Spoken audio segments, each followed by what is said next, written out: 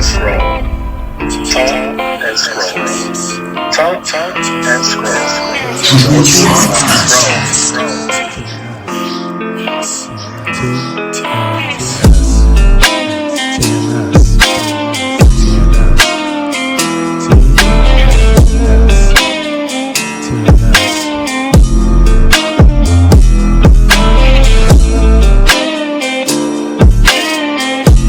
Subscribe.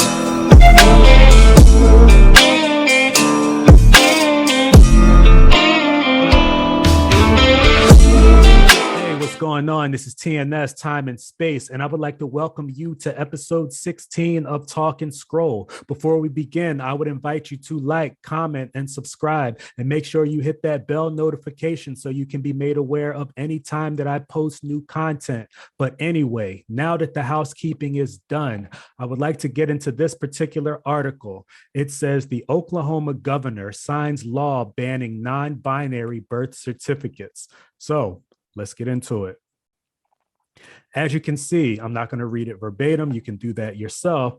But the governor of Oklahoma, Kevin Stitt, signed a new law that bans non-binary gender markers on birth certificates in the state. Long story short, we all know that you're either male or female when you were born, and thus that is the gender that is marked on your birth certificate. However, there's been a movement. Obviously, we're familiar with all of the issues surrounding transgender, surrounding the LGBTQ plus, I believe, surrounding that community. So there's been a lot of legislation back and forth. And part of that controversial legislation is in a lot of places, in a lot of different countries, they have allowed for people to have non-binary markers, meaning that their gender, if they don't identify with the traditional M or F, they'll be marked as X or O or what have you. So this law is essentially banning that. So if we scroll a little further, it says Oklahoma's measure is part of a broader effort by conservatives to make it more difficult for transgender and non-binary Americans to receive gender-affirming healthcare, play sports, or change their birth certificates and other identification documents to match their gender identity. Now, before we go further, I would like to key in on the word affirming. If we look at the word affirm, that means to support. Actually, let me get my phone. Let me get my trusty phone because I had looked it up. Actually, I want to talk about the word affirm. Okay, so looking at Google, courtesy of the Oxford Dictionary, it says that affirm means to state as a fact, assert strongly and publicly. Now, if we're talking about a fact, if we're talking about a matter of record, when you were born, or everyone that's, of age now, more or less, unless it's been changed, when you were born, you were either a male or a female. That was the matter of fact. If you're talking about affirming what you state as a fact, that is a fact. That is an immutable fact, which has been, the source of a lot of arguments, a lot of debates.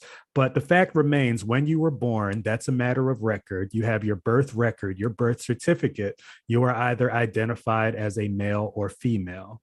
And so you say that to assert strongly and publicly. The other meaning, or the second meaning, is to offer someone emotional support or encouragement, as in to say there are 5 common ways parents fail to affirm their children. So if you're talking about gender affirming healthcare, that is in regards to someone's emotional state, to offer encouragement. So if you're talking about gender affirmation, that is saying that someone chooses to identify as something besides male or female, and they want everyone else to affirm their emotional state. They want them to affirm their belief. So that's important. That's critical before we even move on in the article, to say that if you you want that affirmation from people just because you don't feel as though you're male or female, or whatever the case may be, you're looking to have your gender to match your emotional state for how you feel. Now, before I go any further, I also want to make it clear that I have no problems whatsoever with anyone's personal choice. The issue is with this affirmation, as far as offering encouragement to support your emotional state. And also in regards to having your emotional state change a matter of record. When you were born, you are either male or female. And that's important. If something were to happen to you in regards to crime, if you were looking for a particular suspect for a crime, you would say you're either looking for a male or a female. So, anyway, moving on. So, they say LGBTQ advocates say that allowing people to use non-binary gender markers can reduce the risk of harassment and discrimination they experience when their perceived physical appearances do not match the genders on their identification documents.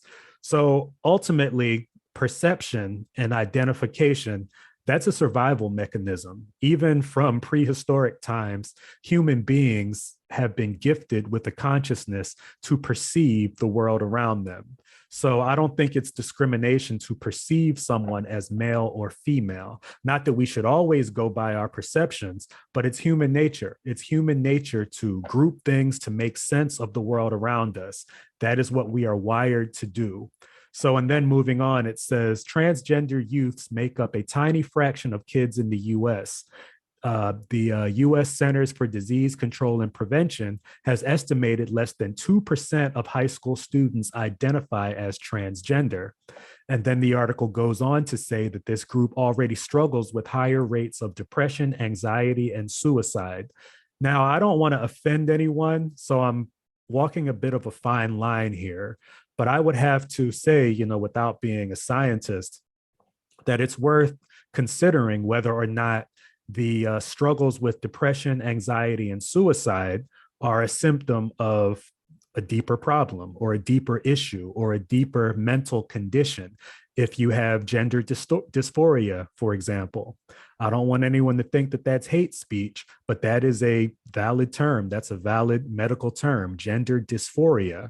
So if someone is, you know, feeling as though their body doesn't match how they feel, for example, or that they were born in the wrong body, I believe that's a medical condition. It certainly could be, or a mental health condition, or whatever the case may be. So I believe those could be underlying factors as far as depression, anxiety, and suicide. I don't know that that's directly related to non-binary markers. You know, I don't know that putting an X or an O on your birth certificate would address that deeper issue. So we continue on. It says Governor Stitt and the anti-equality legislators in the Oklahoma State House have been relentless in their attack on LGBTQ plus rights, and particularly for transgender people. It says prohibiting non-binary identity markers is just another attempt to erase the identity of transgender and non-binary people. This goes against the views of the vast majority of Oklahomans and people across the country. So if we consider that, we go back to gender affirmation. These are people who are seeking, you know, medical procedures to affirm their emotional state. You know, that's, to me, it's no different from if someone is, you know, unfortunately suffering from schizophrenia. That's the word I was looking for, schizophrenia. It could be a delusion. You know, I'm not a medical doctor, I'm not a psychologist or anything like that. But I do remember in a previous position that I held that we had mental health first aid. And part of that was, I used to work at a library.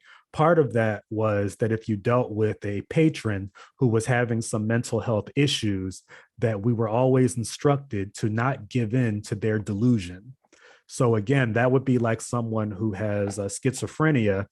They want us to affirm their delusion. So say someone thought they were a superhero and they wanted to jump off a building, we wouldn't affirm that. We wouldn't offer affirmations because that would be dangerous. So I also wanted to scroll back up to say, or to talk about the measures to make it more difficult for, you know, those non-binary Americans or transgender Americans to play sports.